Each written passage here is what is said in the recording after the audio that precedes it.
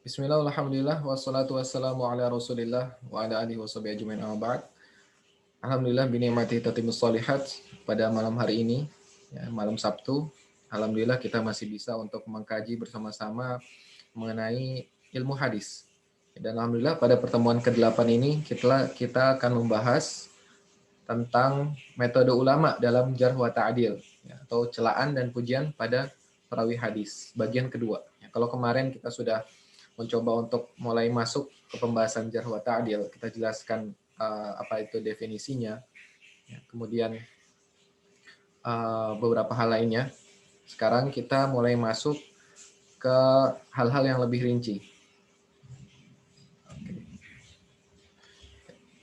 Yang pertama adalah cara mengetahui tingkat adalah seseorang. Kemarin kita sudah bahas bahwa adalah itu adalah ketakwaan, tingkat ketakwaan zohir dan wibawa seorang. Adalah apabila perawi hadis tersebut tidak terlihat melakukan hal-hal kefasikannya, yang hal-hal dosa, dan juga hal-hal yang akan menurunkan wibawa dia apabila dia melakukannya. Nah, pendapat pertama menurut mazhab jumhur. Jumhur itu artinya adalah pendapat mayoritas ulama. Ya, menurut pendapat mayoritas ulama hadis, bahwa tingkat adalah seseorang bisa diketahui dari pertama adalah istifadhah atau kemasyhuran, bahwa seorang perawi tersebut sudah terkenal atas kebaikannya, atas ketakwaannya, dan para ulama juga sudah banyak sekali yang memberikan pujian pada perawi hadis tersebut. Ya, contohnya adalah Imam Syafi'i, ya, kemudian Imam Ahmad bin Hambal, dan juga Imam Yahya bin Ma'in. Ya, mereka semua adalah min a'immatil Islam, ya, imam-imam besar pada agama Islam. Ya, maka kita ketahui bahwa orang-orang ini, ya, para ulama tersebut adalah para ulama yang memiliki tingkat adalah, ya, yang sangat baik. Tapi kemudian yang kedua adalah dengan cara ucapannya. Kalau tadi yang pertama adalah banyaknya pujian dan ucapan dari para ulama, sedangkan yang nomor dua tidak banyak seperti yang pertama, ya. Ucapan para ulama jarh wa ta'dil atas adalah perawi tersebut, dan cukup ta'dil atau pujian dari satu imam saja, yang menurut pendapat yang lebih kuat. Jadi seorang bisa dikatakan adil, atau seorang bisa dikatakan adil, ya, apabila ada satu orang saja, satu orang imam saja yang memuji orang tersebut, yang memberikan pujian, misalkan orang tersebut thiqah, ya, atau terpercaya, ya, atau orang tersebut soduk, ya, di bawah tingkatannya thiqah. Nanti kita juga akan bahas tentang tingkatan-tingkatan ta'dil yang menurut beberapa ulama. Ini menurut mazhab jumhur atau mayoritas ulama. Dan menurut pendapat kedua, ya, yaitu pendapat Ibnu Hibban rahimahullah, ya, sungguhnya orang yang adil adalah orang yang belum diketahui padanya jarh dari para ulama. Karena jarh adalah lawan dari ta'dil, maka barang siapa, ini terputus, ya. Maka barang siapa yang tidak diketahui adanya jarh, maka dia adalah orang yang adil. Jadi menurut pendapat Ibnu Hibban, apabila ada perawi hadis yang tidak diketahui, yang belum ada satu ulama pun yang memberikan pujian atau ta'dil pada perawi hadis tersebut, maka dia adalah orang yang adil. Karena pada dasarnya orang muslim itu adalah adil. Seorang muslim adalah adil. Nah, ini menurut pendapat Ibnu Hibban. Ya, berbeda dengan mazhab jumhur yang perlu ada minimal satu ulama yang memberikan pujian atau memberikan ta'dil atas perawi tersebut. Nah, mana yang paling tepat? Yang mana yang rojih? Mana pendapat yang lebih kuat? Nah, ini Afwan, mungkin karena di sini agak hujan, jadi kalau ada sedikit suara hujan yang masuk, ya. Pendapat yang lebih kuat adalah pendapat jumhur atau mayoritas ulama, pendapat yang pertama. Karena itu lebih berhati-hati, ya, karena sekarang kita sedang membicarakan tentang hadis Rasulullah SAW, ya. Kita harus berhati-hati dalam menentukan, ya, hadis yang dibawa oleh seorang perawi. Adapun pendapat Ibnu Hibban perlu dilihat kembali, karena perawi yang tidak dijarah atau tidak dita'dil, maka sebenarnya perawi tersebut tidak diketahui, ya, keadaannya dia, apakah dia itu suka berbuat kefasikan walaupun dia muslim ya. Apakah dia seorang yang berbuat kefasikan atau tidak, seperti itu. Jadi untuk lebih berhati-hati kita mengambil pendapat jumhur ulama atau mayoritas ulama. Ini untuk menentukan tingkat adalah seorang.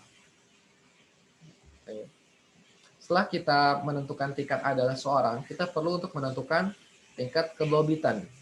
Sebelumnya, dan ini juga soal yang saya masukkan di evaluasi kemarin, bahwa kedobitan adalah cara seorang atau tingkat penjagaan seorang kepada hadis, ya, baik itu melalui hafalan atau melalui tulisan, ya, dia tulis hadis tersebut. Caranya adalah pertama dengan membandingkan riwayat hadis seorang perawi ya, dengan riwayat perawi lain yang sudah dikenal dengan kesikohannya, ya, kesikohan atau kredibilitas atau keterpercayaannya dan penjagaannya pada hadis. Ya, misalnya ada seorang perawi yang bernama Abdullah, ya, dan kita belum tahu nih apakah dia itu seorang yang dobit yang penjagaannya pada hadis itu bagus atau tidak, yang tidak banyak memiliki kesalahan dalam membawakan hadis atau tidak. Kita lihat dari riwayat hadis yang dia bawakan, kita bandingkan dengan riwayat hadis dari Imam Malik misalkan, atau riwayat hadis dari Imam Ahmad bin Hambal. Apakah kedua hadis tersebut sama atau minimal maknanya sama walaupun lafaznya berbeda ya. Atau apabila maknanya sama maka bisa dikatakan bahwa perawi Abdullah tersebut memiliki tingkat kedobitan yang bagus.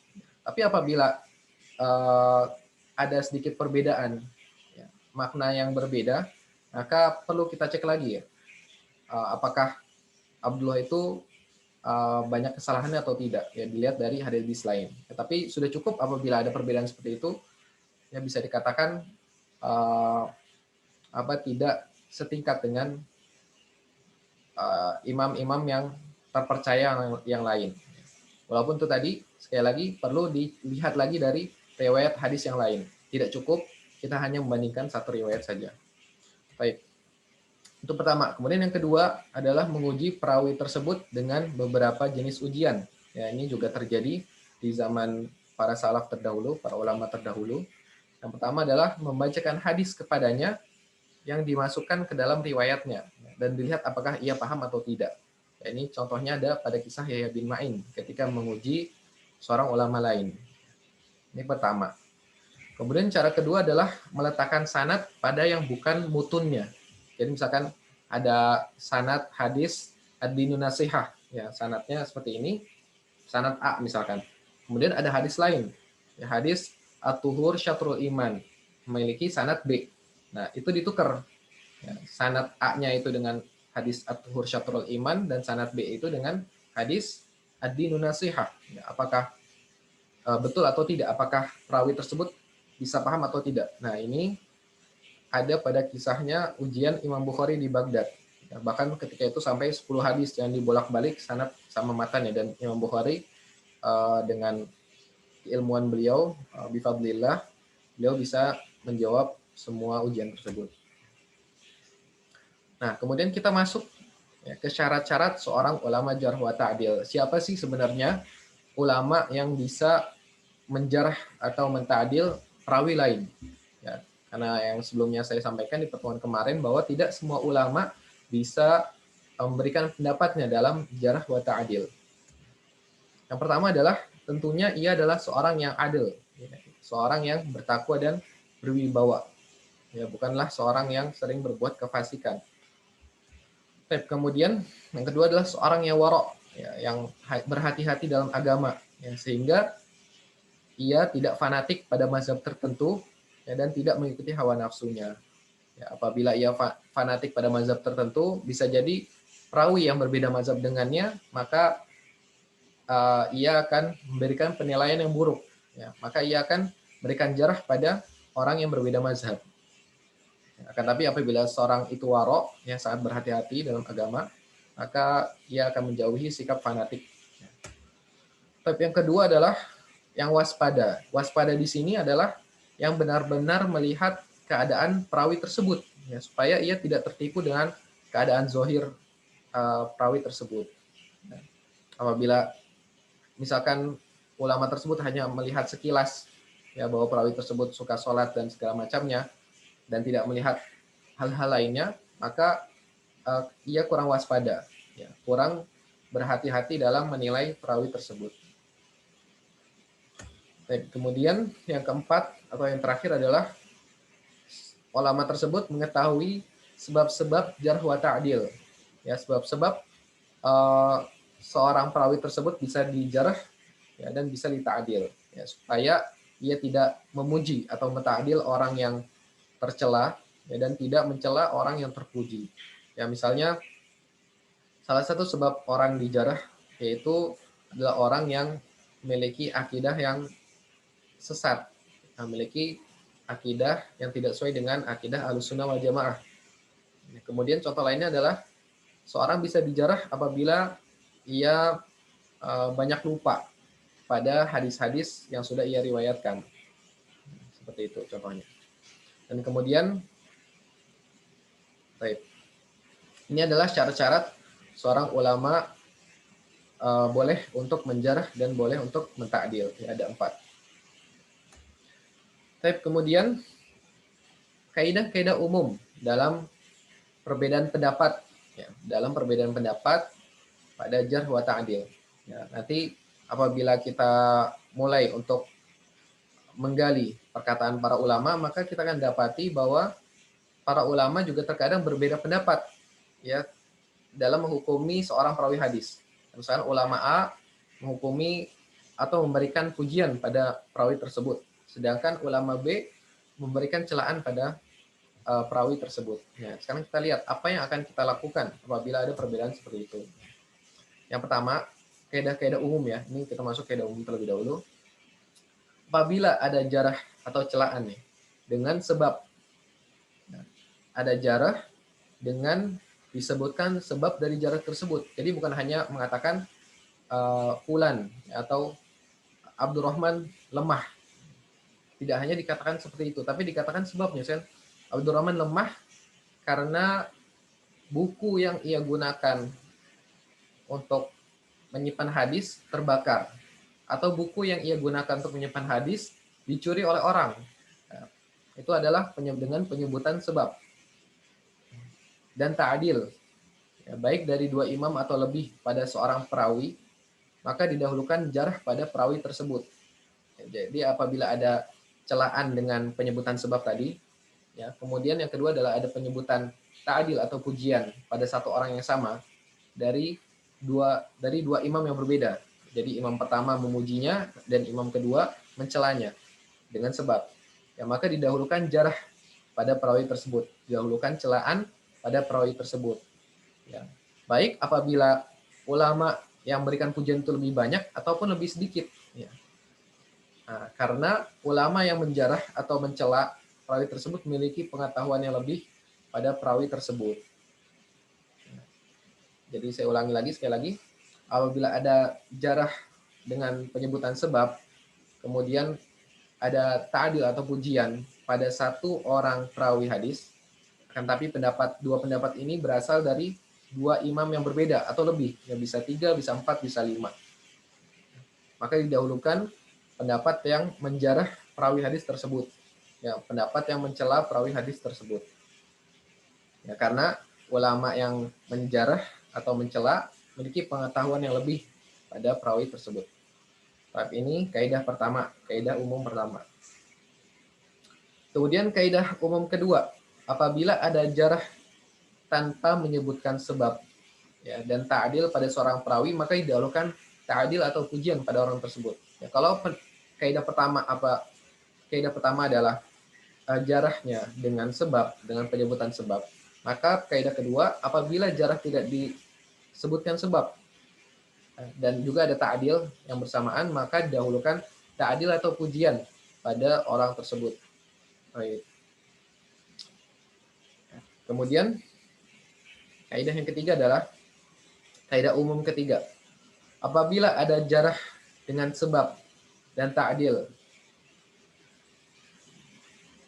Ini belum, ini masih sama. Ya nih.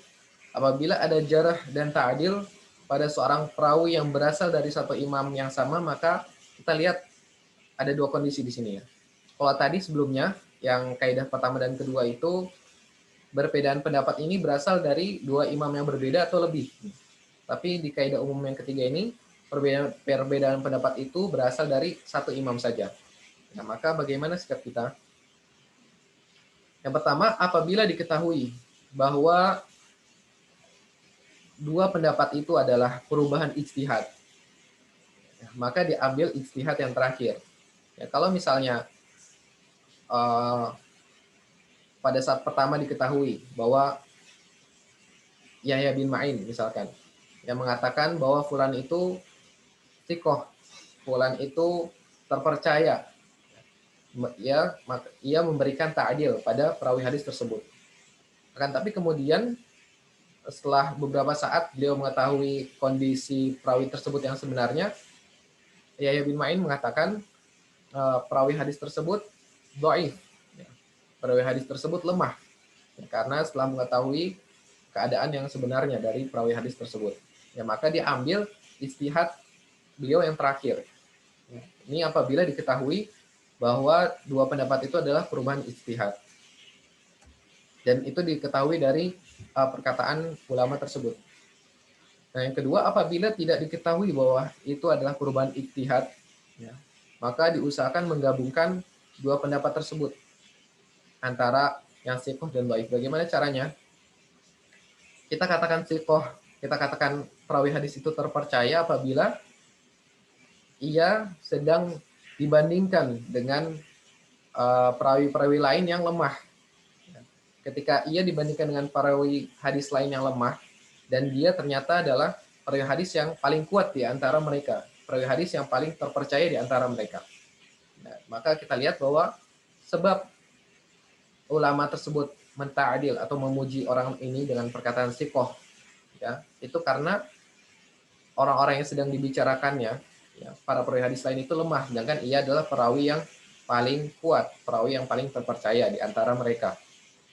Dan apabila ulama tersebut itu bilang perawi hadis itu dhaif atau lemah, maka ia sedang dibicarakan di antara para perawi lain yang lebih siqoh, para perawi lain yang lebih terpercaya, lebih kuat, ya, dan perawi hadis tersebut lebih lemah. Maka ini adalah cara menggabungkannya. Akan tapi apabila tidak bisa kita lakukan, maka kita tarjih, kita pilih mana yang lebih kuat, ya, dari dua pendapat tersebut. Dan terakhir, apabila memang kita tidak bisa mentarjihnya atau lebih menguatkan pada salah satu pendapat, maka kita berhenti. Kita tidak mengambil pendapat dari imam tersebut, kita coba cari lagi dari pendapat imam yang lain. Atau kita berhentilah, atau kita berhenti, ya, kita tinggalkan, atau fi ikhtilaf, seperti itu. Baik. Nah, ini ada sedikit catatan untuk kaidah umum pertama dan kedua, bahwa kaidah umum tersebut tidak secara mutlak, ya. Tidak secara mutlak, perlu dilihatlah kembali beberapa standar lain. Yang tadi dikatakan, apabila ada jarah yang dijelaskan sebabnya, maka ia didahulukan dari ta'dil. Ya, kemudian apabila ada jarah yang tidak disebutkan sebabnya, maka yang didahulukan adalah ta'dil, ya, atau pujian daripada celaan atau jarah tersebut. Ya, itu tidak secara mutlak. Ya, cuman itu adalah kaidah asal atau kaidah umumnya. Ya, perlu dilihat standar lain. Nah, bagaimana standar lain tersebut? Ya, kita coba akan bahas sedikit di standar lain tersebut. Nah, standar pertama adalah dengan melihat tingkatan-tingkatan ulama dalam jarh wa ta'dil. Yang kemarin sudah disampaikan juga, ada yang muta'anid atau mutasyaddid yang sangat ketat dalam menilai para perawi hadis. Kemudian yang kedua adalah mutawasid, yang pertengahan, atau mu'tadil ya bahasa lainnya. Mutawasid, yang pertengahan. Kemudian yang terakhir adalah mutasahil, yang bermudah-mudahan dalam menghukumi para periwayat hadis. Nah, apa faidahnya dari mengetahui tingkatan-tingkatan ulama ini? Yang pertama adalah apabila kita dapati ta'dil dari muta'annid atau ulama yang sangat ketat, ya, maka kita terima jika tidak menyelisihi ijma' pendapat ulama lain. Ya, maka karena ta'dil dari muta'annid itu sudah melalui cross check yang sangat ketat juga. Kemudian yang kedua adalah apabila kita dapati jarah atau celaan dari muta'annid ulama yang sangat ketat ini, maka kita cek dahulu apakah dijelaskan sebabnya, ya, atau apakah ada ulama lain yang mengatakan demikian juga, karena ketat standar ketat yang diberikan oleh ulama muta'annid ini. Salah satunya seperti Imam Syu'bah bin Hajjaj yang sangat ketat. Baik, kemudian apabila ada ta'dil dari ulama mutasahilin, ya, ada ta'dil dari ulama yang sangat bermudah-mudahan dalam memberikan ta'dil, ya, sangat bermudah-mudahan dalam memuji seseorang. Ya, kita lihat dulu apakah ada ulama lain yang memberikan ta'dil atau tidak. Ya, karena ia adalah ulama yang masuk kategori mutasahilin atau yang sangat bermudah-mudahan dalam memberikan pujian. Nah, terakhir adapun ulama mutawassit yang pertengahan dalam menghukumi perawi hadis, maka jarh dan ta'dilnya diterima kecuali jika ta'dilnya bertemu dengan jarh yang disertai sebab, ya, seperti yang tadi di kaidah umum pertama, ya, masuk kecuali tersebut masuk ke kaidah umum yang pertama tadi. Nah, kemudian standar lainnya adalah setiap tabaqah ulama atau setiap generasi dalam ulama, ya, terdapat ulama yang muta'annid yang sangat ketat dan ulama yang mutawassit yang pertengahan. Ya, misalnya pada tabaqah pertama, generasi ulama pertama, terdapat Imam Syu'bah bin Hajjaj dan Sufyan Ats-Tsauri. Dan kita ketahui bahwa Imam Syu'bah lebih ketat dibandingkan Imam Sufyan Ats-Tsauri, ya, dalam menghukumi para perawi hadis. Kemudian tidak diterima jarh pada perawi yang sudah dikenal adalahnya, ya, seperti perkataan Ibnu Abi Dzib pada Imam Malik. Ya, kita ketahui bahwa Imam Malik sudah sangat terkenal bahwa beliau adalah ulama yang terpercaya, ulama yang memiliki kemampuan dan memiliki hafalan yang sangat luar biasa. Ya, maka apabila ada orang yang mencela atau menjarah Imam Malik, maka jarah tersebut tidak dapat diterima. Kemudian, jarah ulama yang dikhawatirkan sebab munculnya adalah perbedaan akidah dan persaingan antara sesama ulama dalam satu generasi, maka tidak diterima atau dilihat kebenarannya terlebih dahulu. Ya, ini juga adalah salah satu jawaban dari pertanyaan kemarin, ya. Ada perkataan Imam Zahabi, ya, yang beliau katakan kalamul aqran, ya, ba'dhum ala ba'd yang bagi an yutwa wala yurwa wa yutrah, ya, wala yuj'al ta'nan, katanya seperti itu. Ya, wa nu'amilhu bil adl wal qist. Ya, artinya adalah banyak dari perkataan para ulama yang satu generasi pada satu sama lainnya. Ya, maksudnya adalah ada ulama A, ya, atau kemarin kita contohkan Imam Bukhari dan Imam Az-Zuhri, ya, dengan za, ya, dengan za. Imam Az-Zuhri bukan Imam Az-Zuhri, tapi Imam Az-Zuhri dengan za, ha, lam, ya, Az-Zuhri. Mereka berdua adalah ulama dalam satu generasi. Ya. Akan tapi Imam Az-Zuhri di sini memberikan jarah pada Imam Al-Bukhari. Ya, maka perkataan tersebut sebaiknya disimpan saja dan tidak diriwayatkan, ya, dilempar dan tidak dijadikan sebagai celaan pada ulama lain tersebut. Dan kita menghukumi ulama tersebut dengan adil, ya, kita menta'dil ulama lain tersebut, ya, atau Imam Al-Bukhari dalam kasus ini. Ya, ini adalah perkataan dari Imam Az-Zahabi. Apabila ada persaingan antar sesama satu generasi, ya, juga apabila ada perbedaan akidah, ya, salah satunya juga pernah salah seorang ulama yang berakidah yang memiliki akidah tasyayyu, ya, Syiah walaupun bukan Rafidhah, akan tapi karena berbeda dengan akidah Ahlussunnah, ya, secara umum, maka ia menjarahnya, ya, karena berbeda akidah, dan ini juga tidak dapat diterima jarah tersebut. Nah, Imam Adz-Dzahabi juga berkata, bisa saja seorang imam, ya, ketika menghukumi seorang perawi hadis yang satu mazhab dengannya atau menghukumi syekhnya sendiri, gurunya sendiri, ia lebih lembut, ya, dibandingkan dengan selainnya. Ia lebih eh, baik hati, lebih mutasahil lah ya, dalam memuji syekhnya, gurunya, atau dengan orang yang satu mazhab dengannya. Misalkan mazhab Imam Syafi'i yang memberikan ta'dil juga kepada mazhab Imam Syafi'i lainnya. Nah, pembahasan terakhir pada malam hari ini adalah urutan jarh wa ta'dil yang menurut Imam Ibnu Hajar. Ya, sebenarnya banyak versi yang mengenai urutan jarh wa ta'dil menurut beberapa ulama, tapi di sini kita coba mengambil saja dari Imam Ibnu Hajar ya, sebagai salah seorang muhaqqiq fi ilmil hadis, ya, salah seorang yang sudah cukup mencangkup dan sudah meneliti ya pendapat banyak ulama para pendahulunya. Karena Imam Ibnu Hajar termasuk ulama mutaakhirin, ulama yang terakhir, yang hidup terakhiran. Nah, yang pertama adalah beliau yang dituliskan dalam kitabnya Tahdhibut Tahdhib dan Takrib ya, sahabat. Ya, sahabat adalah yang paling utama dalam ta'dil ya, karena Allah SWT sudah memberikan tazkiyah kepada para sahabat ya, radhiyallahu anhum radu'an.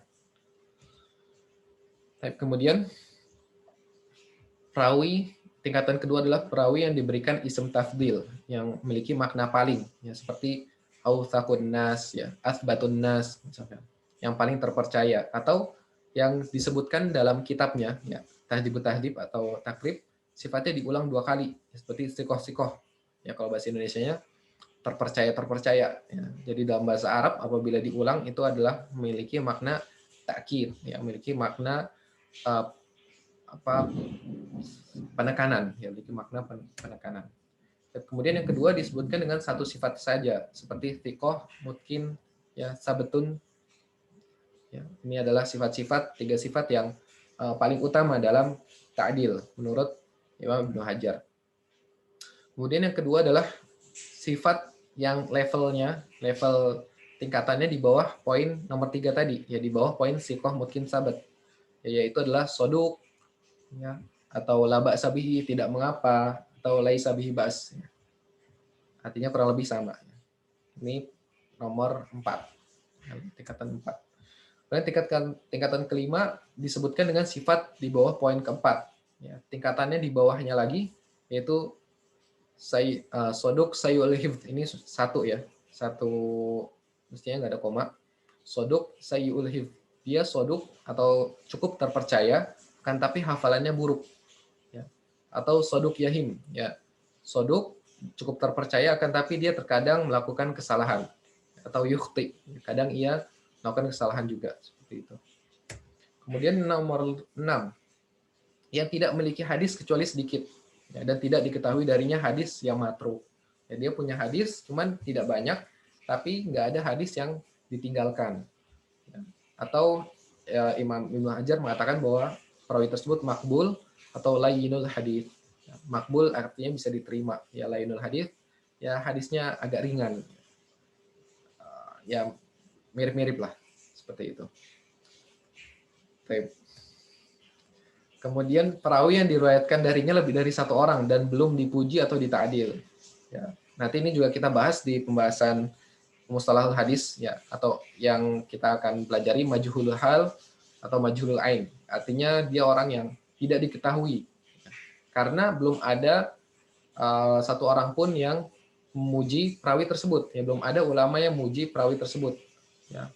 Akan tapi kalau menurut pendapat Ibnu Hibban yang tadi saya sampaikan di awal-awal, bahwa perawi yang belum dipuji, ya belum ada pujian atasnya, belum ada orang yang muta'adilnya, maka termasuk orang yang adil ya. Tetapi menurut mazhab yang lebih tepat, bahwa ia termasuk yang lemah, ya, mastur atau majhulul hal, yang tidak diketahui keadaannya. Kemudian yang nomor 8, perawi yang belum dipuji dan memiliki kelemahan, ya, atau dikatakan oleh Imam Ibnu Hajar dhaif ya, fulan dhaif misalkan. Kemudian di bawahnya nomor 9, perawi yang diriwayatkan darinya hanya 1 orang dan belum dipuji. Ya, jadi lebih dibandingkan yang nomor 7 ya. Kalau yang nomor 7 itu lebih dari 1 orang yang sudah meriwayatkan hadis darinya, Bahkan nomor 9 ini hanya satu orang yang meriwayatkan hadis dari orang tersebut, ya, dan belum dipuji, maka ia adalah majhul atau majhul ain ya. Tapi dikatakan dalam kitabnya Ibnu Hajar majhul. Kemudian nomor 10 yang belum dipuji sama sekali dan memiliki kelemahan yang parah, atau dikatakan dalam kitabnya Ibnu Hajar matruk atau sakir, ya, sakir. Nah, kemudian nomor 11 adalah perawi yang dituduh berbohong, yuttaham bil kadzib, ya. Perawi dapat dituduh berbohong, ya, apabila ia sering berbohong, ya, dalam keadaan duniawinya, misalkan ia memiliki janji kemudian ia berbohong segala macamnya. Dan terakhir adalah perawi yang sudah disebut berbohong, ya, al-kadzib atau waddo, ya. Nah, perawi hadis apabila ia berdusta atas nama Nabi, ia membawakan hadis yang padahal itu bukan hadis, tapi ia mengatakan itu hadis, maka ya walaupun satu kali, maka ia sudah bisa dikatakan bahwa ia adalah pembohong dan tidak bisa diterima hadisnya, ya, sebagaimana dari hadis Nabi Muhammad SAW yang mutawatir, ya, lebih di atas tingkatan sahih, ya, man kadzaba alayya muta'ammidan falyatabawa maq'adahu minan nar, ya, barang siapa yang berdusta atas namaku, ya, yang bahwa hadisnya itu disematkan pada Rasul SAW dan padahal bukan, maka ia sedang persiapkan, ya, tempat duduknya di neraka, seperti itu. Baik, mungkin sekian, wallahu taala alam. Wassallallahu ala nabiyina Muhammad walhamdulillahi alamin. Mungkin ada satu pertanyaan, ya, sebelum kita tutup, karena mungkin kita akan melaksanakan sholat Isya, ya, kalau di sini di tempat saya. Silakan. Oh iya. Iya, apa, nah, ini tentang soal kemarin, ya, evaluasi kemarin. Nomor 1 itu kok agak aneh, ya, mau dibahas. Iya. Baik. Barakallahu fikum. Ya, sebenarnya mungkin karena saya kopas, ya, maksudnya kopas dari pembahasan saya, ada yang belum atau ada yang tidak tercopy, yaitu pilihan ketiga dan keempat, ya. Pilihan ketiga keempat mestinya di situ ada tulisan adalah dan dobet. Walaupun jawaban yang benar itu atau yang salah itu dobet, ya. Karena dobet itu mestinya berdasarkan hafalan dan tulisan, bukan berdasarkan mendengar atau melihat, ya. Seperti itu. Taib. Oh ya, khair, insya Allah. Jadi yang telat nanti bisa lihat videonya, karena memang kalau pekan sebelumnya kita melalui video saja, ya. Tapi Anda lihat asannya itu dengan langsung seperti ini.